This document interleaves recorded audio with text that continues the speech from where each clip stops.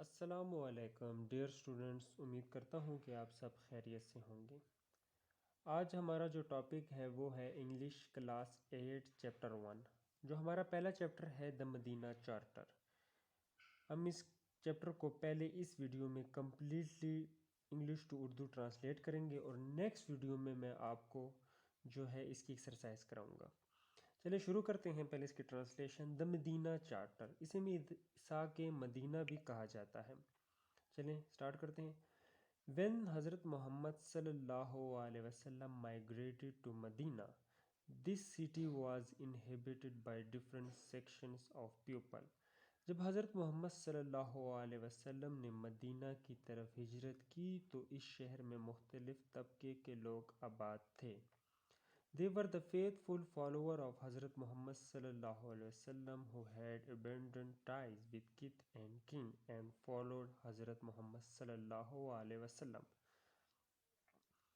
وہ حضرت محمد صلی اللہ علیہ وسلم کے وفادار پیروکار تھے جنہوں نے رشتہ دار اور رشتہ داریاں ترک کر کے حضرت محمد صلی اللہ علیہ وسلم کی پیروی کی۔ یہاں پہ اس سینٹنس میں جو دوسرا سینٹنس ہے اس میں مہاجرین کی بات ہو رہی ہے۔ They were known as مہاجرین، مہاجرین کو اردو میں کہا جاتا ہے اور ریفیوجیز انگلش میں کہا جاتا ہے۔ وہ مہاجرین کے نام سے جانے جاتے تھے۔ اب تیسرے سینٹنس میں جو ہے وہ بات انصار کی ہوگی۔ The new converts of Medina, The new converts of مدینہ اس لیے کہا گیا کہ جو مدینہ میں نئے لوگ مسلمان ہوئے تھے، جو مدینہ کے لوگ مسلمان ہوئے تھے، who had helped حضرت محمد صلی اللہ علیہ وسلم through thick and thin were known as انصار، جسے انصار یا آپ ہیلپرز بھی کہہ سکتے ہیں۔ مدینہ کے نئے مسلمان ہونے والے لوگ جنہوں نے حضرت محمد صلی اللہ علیہ وسلم کی بڑھ چڑھ کر مدد کی تھی۔ تھک اینڈ تھن کا ویسے مطلب موٹا اور پتلا، اس پتلے میں آتا ہے، مگر اپنا جو ہے یہاں پہ سینٹنس نہیں بنتا، اس کے لیے اس کو بڑھ چڑھ کر مدد کی تھی، وہ انصار یا مددگار کہلاتے ہیں۔ اوکے ہو گیا۔ نیکسٹ سینٹنس ہے the other communities living in Medina were the idol worship and the Jews.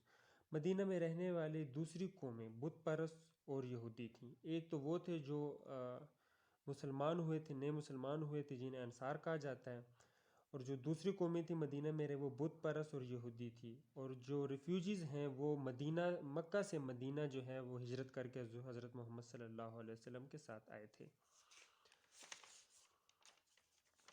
In order to, یہ ایک پریزل ورب ہے، یہ میں جب انگلش گرامر آپ کو کراؤں گا اس میں ورڈ بائی ورڈ کر کے آپ کو یہ سمجھاؤں گا۔ In order to create harmony and cooperation حضرت محمد صلی اللہ علیہ وسلم first abolish tribal distinction and the group the inhabitant of Medina as انصار اور ہیلپر۔ وہ کہہ رہے کہ in order to create harmony and cooperation, ہم آہنگی اور تعاون پیدا کرنے کے لیے، ان آرڈر ٹو پریزل ورب ہے یہ، اس میں آپ کو جب گرامر میں سمجھاؤں گا کہ ایک کام کرنے کے لیے، ہم آہنگی اور تعاون پیدا کرنے کے لیے حضرت محمد صلی اللہ علیہ وسلم فرسٹ ایبولشڈ، ایبولش منسوخ کے معنی آتے ہیں، اس کے منسوخ کے معنی ہیں اس کو اردو میں۔ حضرت محمد صلی اللہ علیہ وسلم نے پہلے قبائلی امتیاز ختم کیا، ٹرائبل ڈسٹنکشن قبائلی جو امتیاز ہے اس کو ختم کیا، and then grouped the inhabitant of Medina as انصار اور ہیلپر، اور پھر مدینہ کے باشندوں کا گروپ بنا دیا جسے انصار مددگار بولتے ہیں۔ حضرت محمد صلی اللہ علیہ وسلم نیو، حضرت محمد صلی اللہ علیہ وسلم جانتے تھے that کہ good will end support of all section of society were necessary for the creation of an Islamic empire، کہ اسلامی سلطنت کے قائم کے لیے معاشرے کے طبقات کی خیرسالگی اور حمایت ضروری ہے، and tolerance is necessary when different communities live together، اور جب مختلف برادریاں ایک ساتھ رہیں تو رواداری ضروری ہے۔ with these objectives in mind، انہی مقاصد کو ذہن میں رکھتے ہوئے حضرت محمد صلی اللہ علیہ وسلم فارمولیٹڈ اے چارٹر، حضرت محمد صلی اللہ علیہ وسلم نے چارٹر مرتب کیا، which is generally known as Medina Charter, جسے عام طور پر میثاق مدینہ کے نام سے جانا جاتا ہے۔ جنرلی کا مطلب ہے عام طور پر جانا جاتا ہے، مدینہ چارٹر میثاق مدینہ، اور فارمولیٹڈ تشکیل دینا یا مرتب کرنا کے معنی۔ چلیے ابھی اسٹڈی کرتے ہیں the main point of the charter. Charter کے اہم نکات یہ ہیں۔ All communities signed in the charter would form a common nationality. If any signatory of the charter was attacked by an enemy, others would defeat him collectively.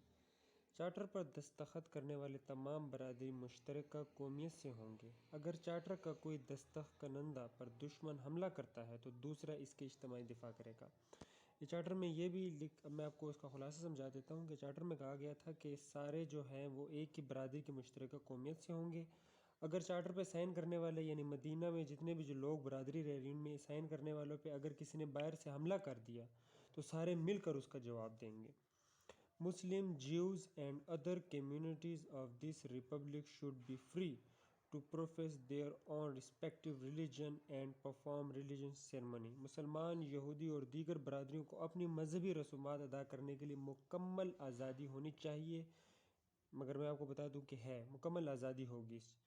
Individually and personally, इनफरादी तौर पर और ज़ाती तौर पर, offence of travel nature of any non-Muslim would be treated as an individually case.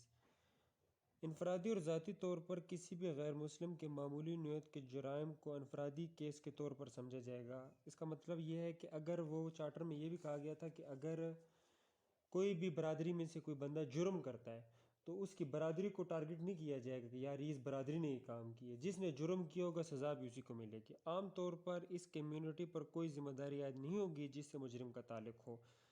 No generally liability would fall on the community to which the offender belonged. बताने का मकसद ये है कि अगर कोई जुर्म कर ले तो किसी भी बरादरी में से तो उस पर जो है वो बरादरी को मलामत नहीं किया जाएगा कि यार ये फ़लानी बरादरी से था, ये फ़लानी बरादरी से था, ये मुसलमान थे, यहूदी थे, ज्यूज़ थे फॉर एग्ज़ाम्पल। नहीं भाई, जिसने जुर्म किया है सज़ा उसी को मिलेगी और बरादरी से उसका कोई ताल्लुक़ नहीं होगा। अगला सेंटेंस इसमें है the operator should be protected. मजलूमों की तहफ़्फ़ुज़ दिया जाएगा, जितने भी मजलूम लोग हैं वहाँ पे उनको तहफ़्फ़ुज़ दिया जाएगा। henceforth bloodshed, murder and violence should be haram। हराम जो है ये दरअसल इंग्लिश का वर्ड नहीं है, ये उर्दू का लफ्ज़ है। आगे इसका जो ब्रैकेट में आपको एक लफ्ज़ मिल रहा है वो इसका इंग्लिश में मतलब है abominable in the media in the Medina. इसके बाद मदीने में खून रेज़ी, ब्लड शेड जो है उसका मतलब है खून रेज़ी, मर्डर कत्ल व गारत एंड वायलेंस और तशद्दुद हराम यानी काबिल मकरूह होना चाहिए। ऑल डिस्प्यूट शुड बी, जितने भी तनाज़ात हैं, बी रेफर्ड फॉर डिसीजन, फैसले के लिए हज़रत मोहम्मद सल्लल्लाहु अलैहि वसल्लम के को पेश किए जाएंगे कि जितने भी तनाज़ात हैं उनका जो फ़ैसला है वो हज़रत मोहम्मद सल्लल्लाहु अलैहि वसल्लम करेंगे।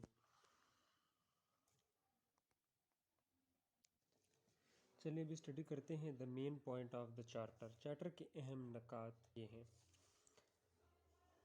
All communities signed in the charter would form a common nationality. If any signatory of the charter was attacked by an enemy, others would defeat him collectively. Charter पर दस्तखत करने वाले तमाम बरादरी मुश्तरका कौमियत से होंगे। अगर चार्टर का कोई दस्तखत कंदा पर दुश्मन हमला करता है तो दूसरा इसके इज्तिमाई दिफा करेगा। ये चार्टर में ये भी अब मैं आपको इसका खुलासा समझा देता हूँ कि चार्टर में कहा गया था कि सारे जो हैं वो एक ही बरादरी की मुश्तरका कौमियत से होंगे। अगर चार्टर पे साइन करने वाले यानी मदीना में जितने भी जो लोग बरादरी रह रही उनमें साइन करने वालों पे अगर किसी ने बाहर से हमला कर दिया तो सारे मिलकर उसका जवाब देंगे। Muslim, Jews and other communities of this republic should be free to profess their own respective religion and perform religious ceremony। मुसलमान, यहूदी और दीगर बरादरियों को अपनी मजहबी रसूमात अदा करने के लिए मुकम्मल आज़ादी होनी चाहिए, मगर मैं आपको बता दूं कि है मुकम्मल आज़ादी होगी। इंडिविजुअली एंड पर्सनली, इनफरादी तौर पर और ज़ाती तौर पर, offence of travel nature of any non-Muslim would be treated as an individually case। इनफरादी और ज़ाती तौर पर किसी भी गैर मुस्लिम के मामूली नौयत के जुराइम को अनफरादी केस के तौर पर समझा जाएगा। इसका मतलब यह है कि अगर वो चार्टर में ये भी कहा गया था कि अगर कोई भी बरादरी में से कोई बंदा जुर्म करता है तो उसकी बरादरी को टारगेट नहीं किया जाएगा कि यार इस बरादरी ने ये काम किया, जिसने जुर्म किया होगा सज़ा भी उसी को मिलेगी। आम तौर पर इस कम्युनिटी पर कोई ज़िम्मेदारी आयद नहीं होगी जिससे मुजरिम का ताल्लुक हो। No generally liability would fall on the community to which the offender belonged. बताने का मकसद ये है कि पैराग्राफ नंबर 4 स्टडी करते हैं आप। The incorporation of the clause of Medina Charter in the Universal Declaration of Human Rights by the UN shows that Islam is the greatest protector of the human rights. ترجمہ دیکھیں، اقوام متحدہ کی جانب سے انسانی حقوق کے عالمی المیے میں میثاق مدینہ کی شق کو شامل کرنا ظاہر کرتا ہے کہ اسلام انسانی حقوق کا سب سے بڑا محافظ ہے۔ The declaration proclaims the religious, personal, civic, political, economic, social and cultural rights of human beings. المیے میں مذہبی، ذاتی، شہری، سیاسی، معاشی، سماجی اور ثقافتی حقوق کا اعلان کیا گیا ہے۔ In 1948, the General Assembly of the UN 1948 میں اقوام متحدہ کی جنرل اسمبلی نے unanimously adopted the Universal Declaration of Human Rights. Assembly نے انسانی حقوق کے عالمی المیے کو متفقہ طور پر منظور کیا۔ The importance of the Charter lies in the fact that it announces the great principle of civic equality, freedom of worship, religions and racial tolerance. Charter کی اہمیت اس حقیقت سے ہے کہ یہ شہری مساوات کی آزادی، مذہبی اور نسلی رواداری کے عظیم اصول کا اعلان کرتی ہے۔ The principle can also be seen in the perspective of the creation of Pakistan. ان اصولوں کو پاکستان بننے کے تناظر میں بھی دیکھا جا سکتا ہے۔ Our founder، ہمارے بانی، قائد-اعظم clearly told his people 1947 at the creation of Pakistan. ہمارے بانی قائد اعظم پاکستان بنتے وقت 1947 میں لوگوں سے صاف صاف کہا ہے کہ you are free، کہ تم آزاد ہو۔ You are free to go to your temple، تم اپنے مندر جانے کے لیے آزاد ہو۔ You are free to go your mosque or to any other place of worship in the state of Pakistan. آپ جو پاکستان کی ریاست میں ہیں مسجد جانے کے لیے آزاد ہیں اور کسی بھی عبادت گاہ میں جانے کے لیے آزاد ہیں۔ You may belong to any religion, caste اور creed، آپ کا تعلق کسی بھی مذہب، ذات یا مسلک سے ہو۔ We are all equal citizens of one state، ہم سب برابر کے شہری ہیں۔ اس پورے چیپٹر میں جو بات ہو رہی تھی وہ ہے اپنا، اب اس کا خلاصہ غور سے سن لیں۔ اس چیپٹر میں جو پوری بات ہو رہی تھی وہ تھی The Charter of مدینہ، میثاق مدینہ۔ یہ 5 پیراگراف تھے، اس میں اوپر بھی آپ کو تھوڑی سی تفصیل بتائی گئی تھی اور اینڈ میں بھی آپ کو میثاق مدینہ کے بارے میں بتایا۔ جو مین میثاق مدینہ کی جو بات ہوئی ہے وہ اس کی پیراگراف نمبر 4 میں ہوئی ہے، جہاں پہ لکھا ہے The main point of the charter، charter کے اہم نکات۔ ایک بار ان کو پھر ریڈ کرتے ہیں۔ پیراگراف نمبر 4 غور سے دیکھیں۔ All communities signing the charter would form a common nationality. Each an signatory of the charter was attacked by an enemy, other would defeat him collectively. Charter پر دستخط کرنے میں تمام برادری مشترکہ قومیت سے ہوں گے۔ اگر چارٹر کا کوئی دستخط کنندہ پر دشمن حملہ کرتا ہے دوسرا اس کے اجتماعی دفاع کرے گا۔ Muslim, Jews and other communities of this republic should be free to profess their own respective religion and perform religious ceremony. مسلمان، یہودی اور دیگر برادریوں کو اپنے مذہبی رسومات ادا کرنے کے لیے مکمل آزادی ہونی چاہیے۔